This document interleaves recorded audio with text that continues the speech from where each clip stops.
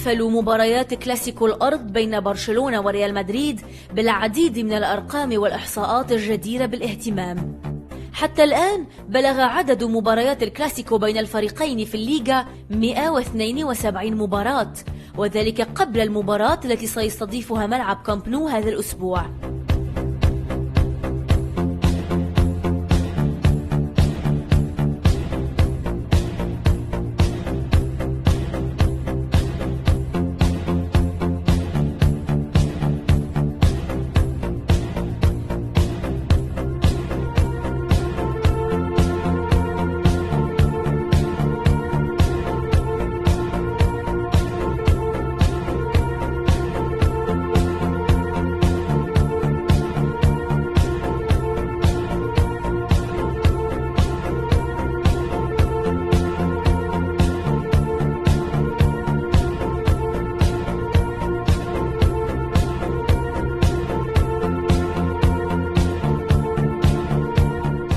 هذا وستكون المواجهة امتدادا لمواجهات زيدان وإنريكي سواء داخل الملعب أو خارج الخطوط، حيث سبق أن تواجها 6 مرات من بينها مرة وحيدة كمدربين.